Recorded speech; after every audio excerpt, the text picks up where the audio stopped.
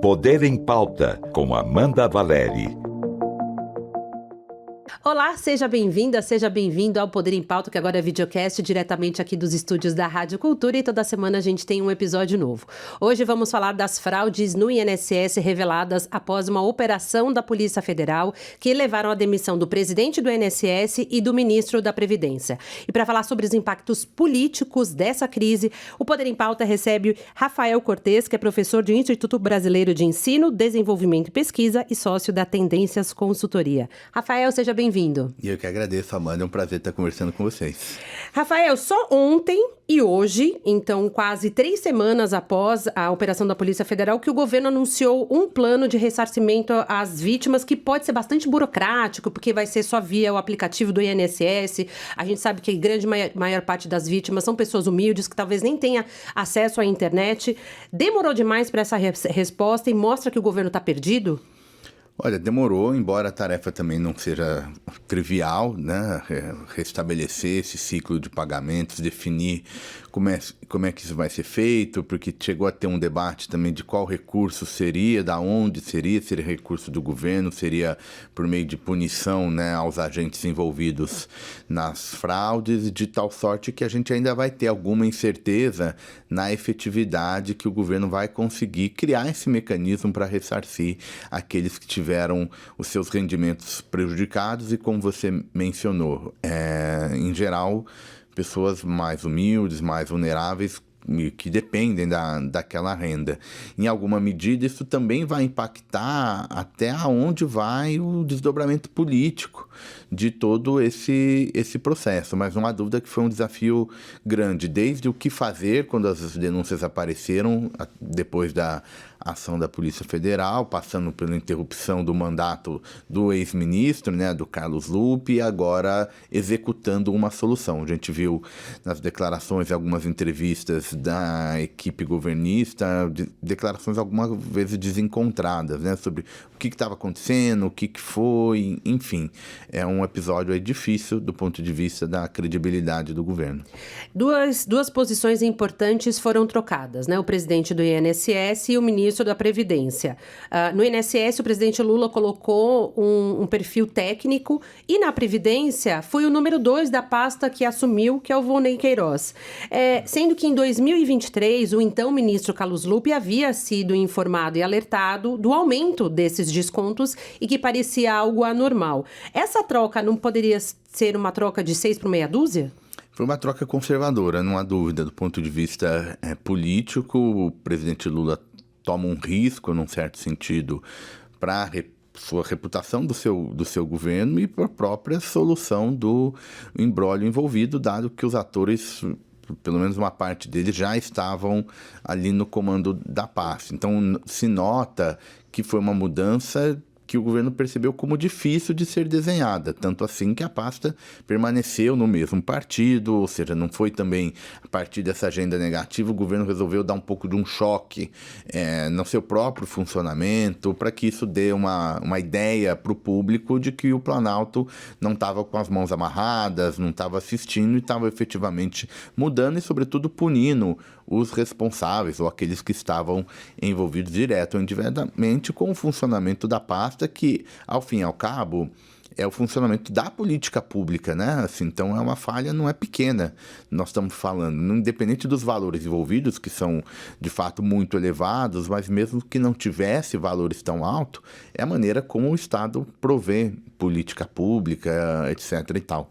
Enfim, de tal sorte que acho que sim, a minha leitura foi de uma mudança arriscada, em alguma medida, pelo presidente Lula, que não resolveu tocar em mais feridas, porque o seu governo já vem também com problemas de manter um mínimo de estabilidade e força política, sobretudo agora que as eleições, embora ainda distantes no tempo, já estão de alguma maneira condicionando o comportamento dos agentes. Já se vê muita campanha por aí, né? Já daria para falar que eu fui até eufemista, sabe? Minha mãe falou, já está fazendo política, já está a campanha eleitoral. Falta o candidato e o candidato, mas a campanha já está acontecendo. Oficialmente. A gente vai tocar nesse assunto um pouquinho mais para frente. Mas eu queria voltar numa outra mensagem que o governo tenta passar. Ontem, na quinta-feira, dia 8 de maio, houve uma coletiva de imprensa em que houve houve um detalhamento de como será esse ressarcimento. E uma mensagem que o governo quis passar é que essas fraudes começaram na gestão passada, mas pelos números ganharam uma dimensão maior agora na gestão Lula, e que o governo atual é que fez as operações, está fazendo a fiscalização, está combatendo mais fraudes. Isso cola ou é um prato cheio para a oposição? Naturalmente não cola, não. Assim, porque a despeito de ter, de fato, evidências de que as fraudes já aconteciam na administração anterior, o governo em questão, Amanda, assim, pro bem ou pro mal, o que aconteceu durante esse período está na conta dele, sabe? Do ponto de vista público, é muito difícil o eleitorado ir atrás de todo o ninho de informação, de todo o fio do que aconteceu, por que aconteceu, as responsabilidades de cada pasta, enfim, isso é muito demandante. De tal sorte que aí eles simplificam mesmo, né? E faz todo sentido que o eleitor simplifique. Aconteceu agora, na administração do presidente Lula, a culpa é dele. Como se eventualmente algo bom aconteça, e eventualmente também não é só responsabilidade da sua administração, ele é que fica com ônus, com bônus também. Então, para o bem ou para o mal, no governo, o que acontece é dele. Então, mesmo que isso tenha de fato acontecido, as investigações mostraram isso, me parece que isso não vai pegar. O governo, então, vai precisar construir um discurso, a tal da narrativa, mas, sobretudo, fazer o programa ser bem executado, né? Encerrar com esse processo, depositar o dinheiro na conta de quem perdeu, enfim, fazer esse ajuste logo para amenizar. Um outro fator que acho que vai entrar um pouco nessa sua pergunta, cola ou não cola, se é um prato cheio para a oposição, vai depender se vai ter ou não CPI, né? Por hora, teve aquele vídeo do deputado Nicolas Ferreira que tem se destacado de fazer mensagens que chegam ao grande público de uma maneira didática, razoavelmente respeitando ali os fatos, né? Em outros temas não, né? Em outros espaços não, mas nesses vídeos ele tem sido muito exitoso em desgastar o governo. E esse desgaste pode ser ainda maior se abrirem uma CPI, ou seja, não cola naturalmente não, vai precisar de muito trabalho. E já aproveitando que você tocou na CPI, então vamos entrar nesse assunto, né? A ideia inicial surgiu na Câmara, mas parecia que houve ali um movimento um pouco mais lento. Os deputados foram pedir ajuda dos senadores, se lançou uma CPMI. Parece tanto que presidentes da Câmara e do Senado não estão tão dispostos agora à instalação, mas vamos pensar num cenário de que venha a evoluir. A oposição vai usar, ou essa comissão vai ser usada para investigar, de fato, as fraudes ou para causar mais desgaste ao governo? Eu ficaria com a segunda opção, né? Sem menosprezar o poder investigatório de uma CPI, mas com aquele contexto que a gente já comentou aqui, né, de eleição já acontecendo, né, já constrangendo todo mundo, a tendência é que de fato fique ali um espaço para desgaste, até porque também o processo de investigação, a gente na CPI, na fase dos depoimentos, aquilo é só a dimensão pública, né, e ali se sai realmente muito espaço para politização de uma comissão que, em tese, está fazendo uma investigação. É aqueles momentos em que o Congresso para um pouco de legislar e abre espaço para uma fase de investigação, né? Não deveria ter outras características, mas a gente sabe que é natural, né, numa democracia, sobretudo um cenário tão polarizado, que isso acabe se transformando mesmo num palco para a oposição. Agora, isso vai depender muito também se o governo perder essa briga de fato e a CPI acontecer, seja na Câmara, seja na mista, né, envolvendo deputados e senadores, aí vai depender muito se o governo vai conseguir controlar ou comandar a presidência da comissão, que define bastante os trabalhos, e especialmente o relator ou relatora, né? Isso também determina o quanto de liberdade a oposição vai ter para usar a CPI como palco político de desgaste do governo. Então aí a gente entraria num outro capítulo, né? Como é que seria a composição? Em tese, essa composição é proporcional às cadeiras que cada partido tem, né? Mas o problema é que o governo, mesmo entre os partidos que têm assento no ministério, ou seja, teoricamente fazem parte da base aliada, né, chamada base aliada, eles não estão trabalhando com o governo. Então, a gente não sabe também quem que o partido vai colocar dentro dessa comissão, né? Então, fica aí uma incerteza caso ela realmente se manifeste. É uma base que não está sendo tão fiel como antigamente, né? A gente está, Amanda, ainda tentando entender. Mesmo os especialistas, assim, falam como é que nós vamos fazer para identificar quem é governo, quem não é.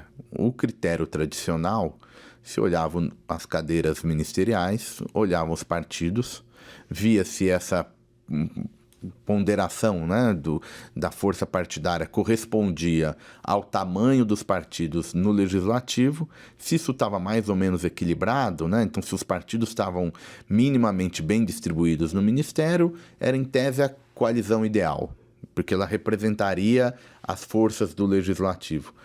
Hoje a gente não pode mais usar esse critério, porque os partidos que têm cadeiras, publicamente, alguns anunciam pré-candidaturas à presidência da República, como é o caso do União Brasil.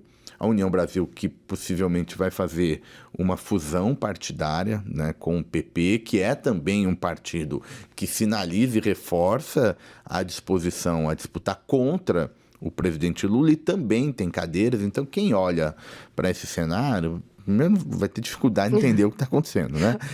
E para a gente que tenta também entender, que critério agora a gente vai usar, né? Como é que eu vou identificar quem é governo, quem é oposição? Não está muito claro até agora para nós. O que a gente sabe é que os partidos não estão sendo fiéis naqueles temas mais espinhosos para essa administração. E crise envolvendo, né, aposentados e pensionistas, com envolvimento de sindicatos e associações, é o tipo de escândalo que fere bastante a esquerda. Mais um motivo para a popularidade do governo derreter ainda mais? Eu não sei se derreter, mas assim, pelo menos interromper, né? O que a gente sabia dos últimos números?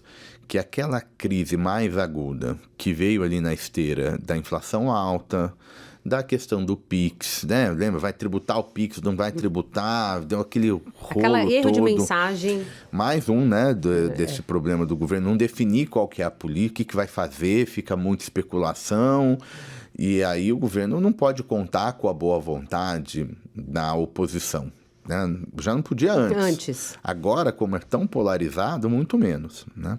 Então teve aquele diz que me diz, que até hoje ninguém sabe o que aconteceu direito, mas o fato é que ficou uma imagem que o governo queria tributar o Pix para ficar monitorando a renda do sujeito, e aí aquele sujeito que ganha pouco, tem um negócio pequeno, tu fala, olha, estão caçando você para tributar, então vão ficar monitorando, e aí a coisa foi virando grande, até que a Receita fez a portaria e tirou isso de campo por conta do desgaste.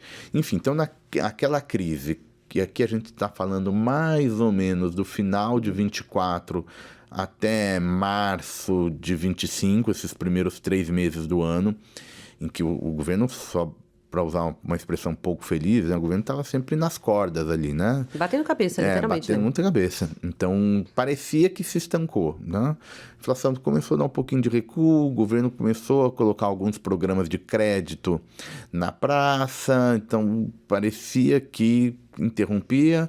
As pesquisas mostraram que é verdade, então quase todas mostraram uma estabilidade, né? Agora, pouco provável que mantenha essa estabilidade. É possível que a gente tenha de novo uma queda na popularidade do governo. Não sei se a ponto de derreter, porque a própria polarização, isso é um ponto importante, ela segura um pouco essa queda.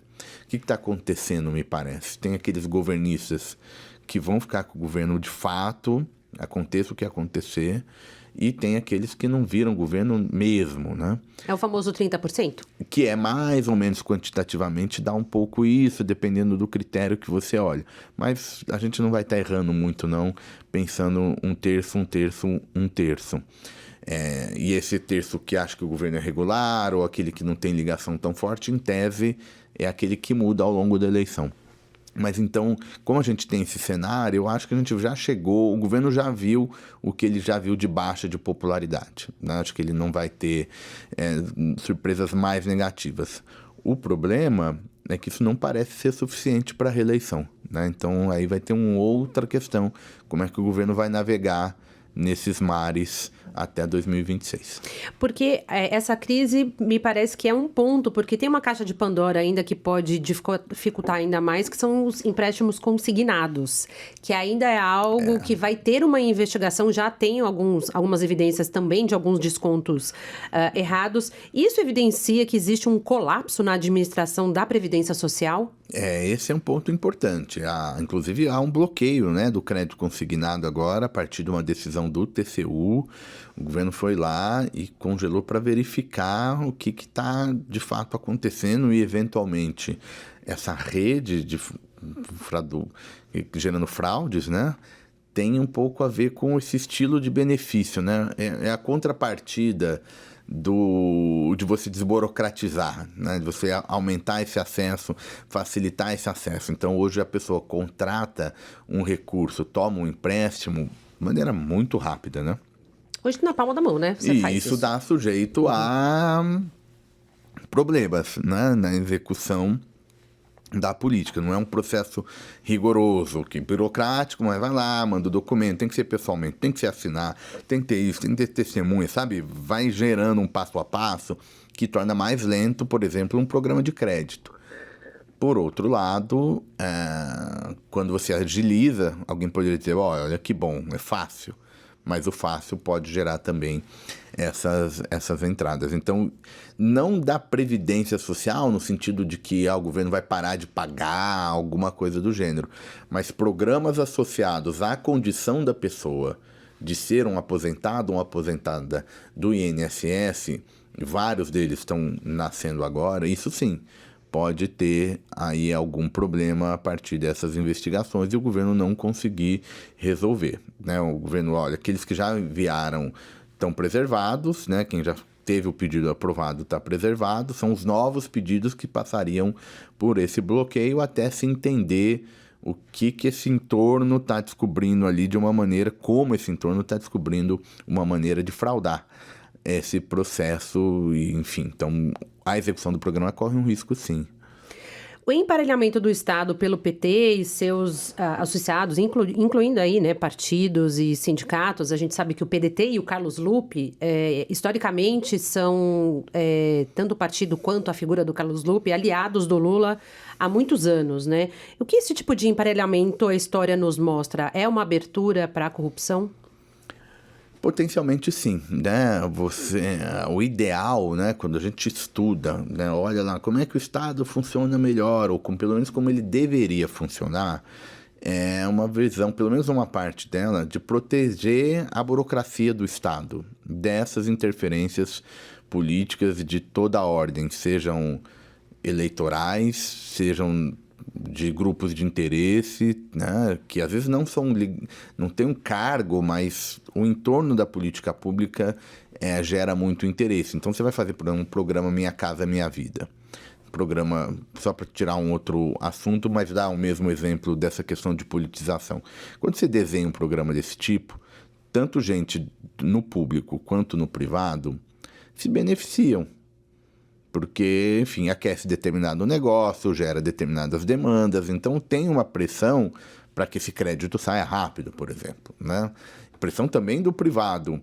Então, o que vai acontecendo é que perde um pouco a natureza desse programa. E isso é tão mais verdade quanto mais interesses tiverem ali naquele xadrez, às vezes claramente eleitoral, né? Às vezes só de arranjos políticos, né? Então, eu sou seu aliado, eu preciso de uma indicação, quero tal pasta. Não necessariamente, às vezes, para fazer alguma fraude deliberada, mas para ter ali um papel na execução desse programa. E aí não quer dizer que ele vai funcionar direito. Por quem desenhou, colocou lá na caneta, no papel, desenhou o programa, vai ver a operação dele, pode estar muito, muito contaminada. E mais do que, eu diria que é jogar a luz, né? Assim, a gente entender como é que funciona, isso é tanto melhor, porque isso facilita olhar mais para logo esses escândalos, essas fraudes, por obra aí dos mecanismos de controle, a gente teve ali um aprendizado importante em algo que estava ruim, que estava acontecendo, mas que junta público e privado e é tão mais forte quanto mais tiver partidarização. Só para deixar o nosso ouvinte ciente, as investigações da Polícia Federal não apontaram indícios de envolvimento direto com o ex-ministro Carlos Lupe. Ele pediu demissão por uma questão também política. Há quem diga que se trata de um crime privado, que esses sindicatos e associações enganaram ao mesmo tempo os aposentados, pensionistas e o próprio INSS. Você concorda? Em alguma medida, sim. O que não isenta... Acho que assim, a gente tem que tomar muito cuidado, né, mano? Porque uma coisa é bom, vamos olhar o programa, o que aconteceu, como é que se conserta. A outra coisa é a repercussão política que isso vai dar. E, pelo menos na minha leitura, a repercussão política, para mim é claro, esse é o governo do PT. Isso vai ficar como governo do presidente Lula, aqui e acolá pode amenizar um pouquinho, dizer, não, começou lá atrás, então, na verdade, é sob gestão do governo Lula que a Polícia Federal tem condições de trabalhar de maneira livre para poder investigar, incluindo esse programa. Obviamente, isso vai ser tentado, mas como aquilo a gente estava conversando antes, não é fácil fazer esse convencimento. A pessoa vai lá, se sentiu fraudada, até você explicar que aconteceu lá atrás, mas e daí que aconteceu lá atrás? O meu aconteceu agora. O que acontecia lá atrás com uma outra pessoa não sou eu. O meu aconteceu agora. Então, assim, o impacto político, eu acho que está numa outra seara. Mas sim, assim, nas duas pontas, esses, eu vou chamar aqui de intermediários, para que a política se executa, sofreram. Agora, o governo é que nomeia, né? Então, assim, o governo também não é que... é verdade, em alguma medida é vítima, mas não sei se é uma boa expressão, sabe? Porque quem nomeou as pessoas que estavam lá foi o chefe do executivo. Se o governo não conseguir estancar essa sangria, né, de uma forma rápida, a gente está falando aí já de 3 semanas, né? Um caso de corrupção e possível ineficiência administrativa. Os possíveis planos de Lula para 2026 podem receber uma pá de cal. Aí a gente vem, né, essa grande questão, falando de o que vai ficar disso tudo. O governo, em alguma medida, tem uma sorte de... Tudo bem, para os políticos a campanha de fato já começou, para o eleitor não. Então, em 26, ainda tem muito tempo, né? O eleitor vai receber uma série de informações e fatos que, em alguma medida, vão diluir o efeito dessa crise que a gente está vivendo agora. Então, a gente comentou há pouco a possibilidade das próximas pesquisas de intenção de voto ou de avaliação de governo mostrarem uma perda de capital político. Mas a gente está falando em 26, né? Na questão eleitoral... Isso pode se diluir até lá. Então, para o eleitor ainda não começou. Para o governo, já. E se não é todo o cal, né, nessa imagem que você, na sua pergunta, é pelo menos uma pá, né? Mais um lá que foi e jogou um pouquinho de desafios para essa campanha de reeleição. A inflação é um deles. Essa perda de imagem do presidente Lula entre os mais vulneráveis. Se a gente olha a curva de avaliação do governo, mesmo nos segmentos de renda mais baixa, o governo perdeu. Sim, o governo perdeu. É uma perda generalizada. E se quebra por região, acha no Nordeste. Se quebra por gênero, acha entre as mulheres, que também tendem a votar mais no presidente Lula do que na oposição, sobretudo a oposição bolsonarista, né? A partir desse duelo Lula versus Bolsonaro. Então você acha entre as mulheres uma perda, acha entre católicos uma perda. Católicos tendem a apoiar mais o governo do que... por exemplo, evangélicos. Então, todas essas quebras que eram mais pró-governo, estão menos. Então, inclusive entre esses mais vulneráveis. Essa imagem que o governo Lula, não vou dizer que perdeu, mas pelo menos sofreu arranhões, esse é o grande desafio. A gente está falando de um tema, fraude no INSS, que mexe com o bolso desses mais vulneráveis. Então o governo vai precisar realmente de muito programa de governo novo, de muita comunicação para fazer com que esse sujeito não pense que a troca de governo o colocaria numa posição vulnerável, que essa sempre foi o jogo eleitoral de quem é governista. Fala, olha, Se ganhar a oposição, você vai perder um monte de coisa. Quase sempre esse é o jogo que governo faz. Por isso que governo tende a ganhar mais eleição. Porque ele é muito poderoso. Ele é muito poderoso. Essa retórica é muito poderosa. Você fala assim, ó, se trocar, Está com vai perder. as cartas na mão.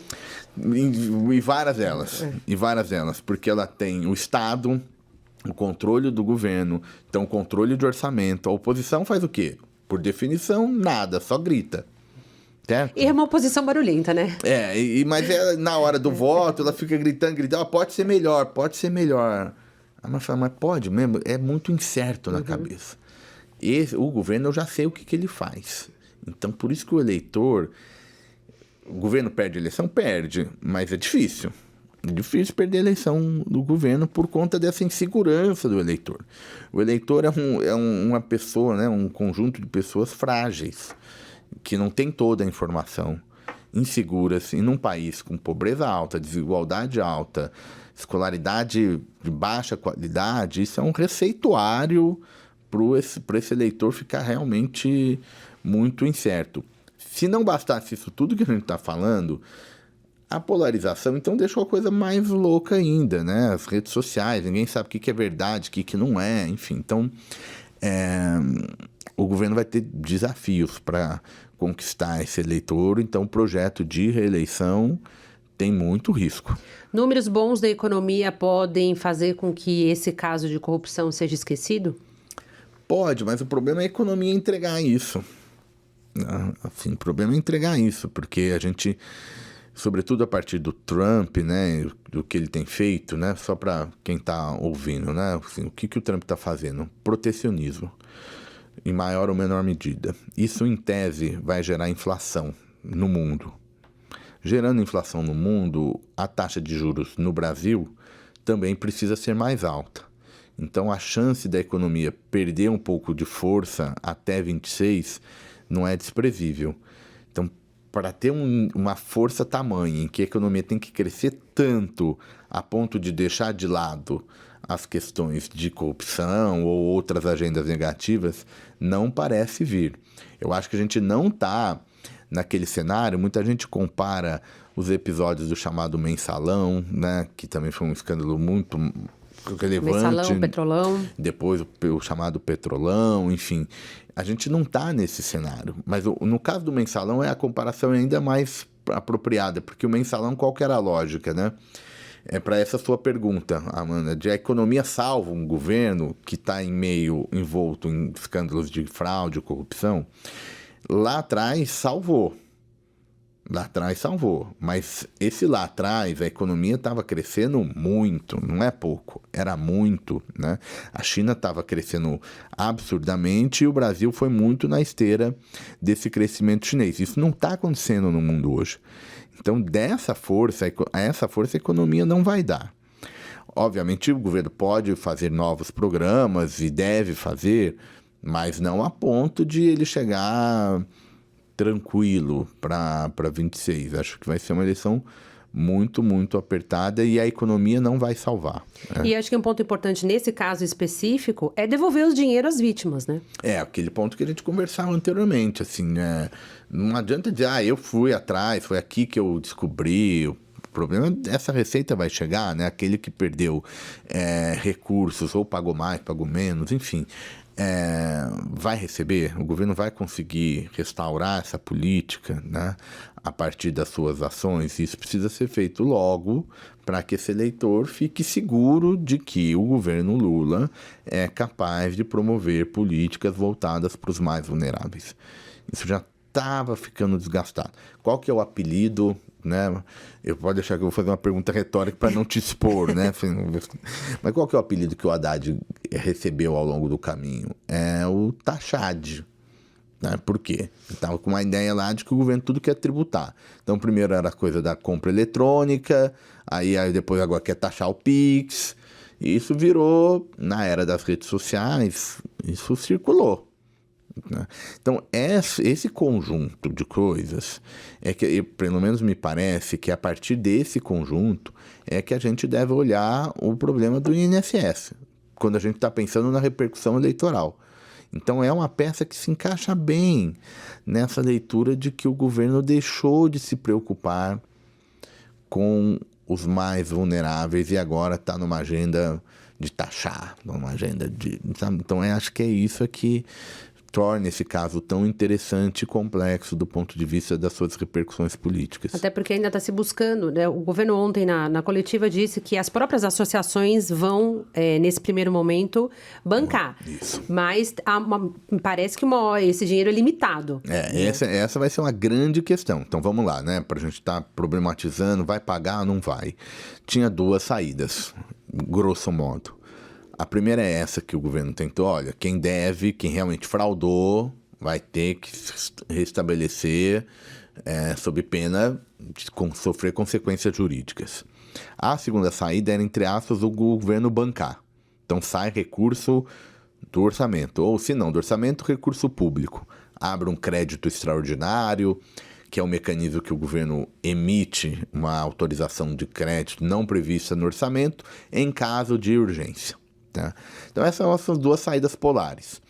A saída do governo bancar é um pouco paradoxal, e o próprio vídeo do deputado Nicolas Ferreira chamou a atenção. Então quer dizer que quem vai bancar é o dinheiro do contribuinte que acabou de ser fraudado. Sim, é a grande questão. É nós que vamos pagar essa conta no final. E aí o governo deu uma recuada, porque o governo estava querendo, nós vamos bancar. Mas aí veio essa comunicação e ficou meio estranho. Além disso, o custo orçamentário, se o governo bancar, é maior. E aí traz de novo aquele problema, que aí é mais mercado financeiro, é mais agente econômico, dessa percepção de uma crise fiscal. Né? Então, isso também poderia azedar, digamos, o humor do mercado se fosse uma ideia de que o governo bancaria, sobretudo agora que está envolvendo também outros pontos, né? Não só o que a Polícia Federal originalmente descobriu, agora os programas de crédito consignado, por exemplo, também estão nesse bolo, né?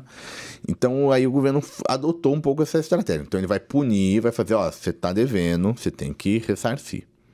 Senão, eu vou te cobrar. Só que é um processo longo, né? Lento, né? Também. Lento. É um processo lento. A gente ainda não sabe se ele vai ser eficiente ou não. E aí o governo também toma um risco. Então, o que está acontecendo? Acho, Amanda, ver se faz sentido para você. Não tem muita saída fácil para o governo, que não tem algum custo. Aquela imagem do cobertor curto parece que está fazendo sentido usá-la nesse episódio do governo lidando com esses desdobramentos do INSS. Rafael, então a gente vai acompanhar esse caso. Muito obrigada aqui pela participação do Poder em Pauta e até uma próxima. Eu que agradeço a oportunidade, foi um prazer estar conversando com você e com o seu público. Estou à disposição. Até uma próxima. Até. E você, se você gostou desse episódio, não deixa de compartilhar e também um comentário aqui embaixo e curta a nossa página no YouTube. O Poder em Pauta volta na próxima semana com um novo episódio. Até lá!